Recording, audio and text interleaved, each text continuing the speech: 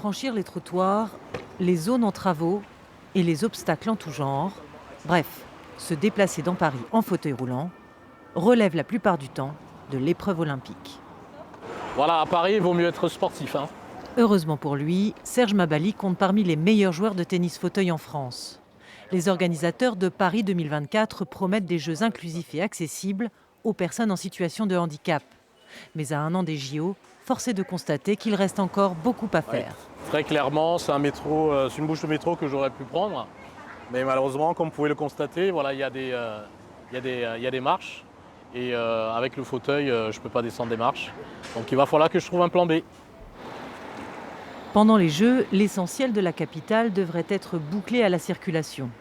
En matière de transport public, des progrès sont constatés.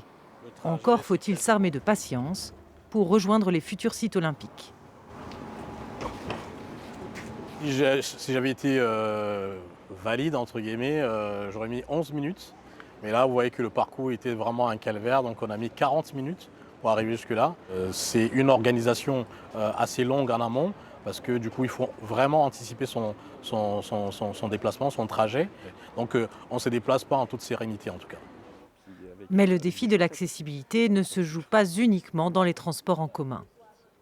On attend à peu près entre 4 000 et 5 000 personnes utilisatrices de fauteuils roulants par jour pendant les Jeux olympiques et paralympiques. Or, à ce jour, il y a une estimation de uniquement 2 900 logements accessibles dans le parc hôtelier. À l'automne dernier, les associations tiraient la sonnette d'alarme. Elles sont désormais partie prenante aux décisions du comité olympique.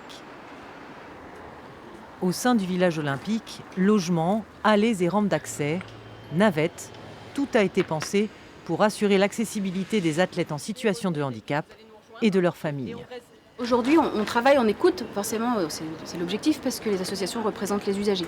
Donc on est autour de la table avec plus de 115 associations que nous on réunit, l'équipe Paris 2024, on réunit à peu près au pas trimestriel. On l'explique tout ce qu'on propose et puis on est challengé sur les solutions qu'on met en place. On a aussi une démarche d'héritage en termes de changement de regard et la dynamique, on est en train de la saisir pour avancer. Changer le regard sur le handicap d'ici 2024. Pour cette épreuve, l'important n'est pas de participer, mais de gagner.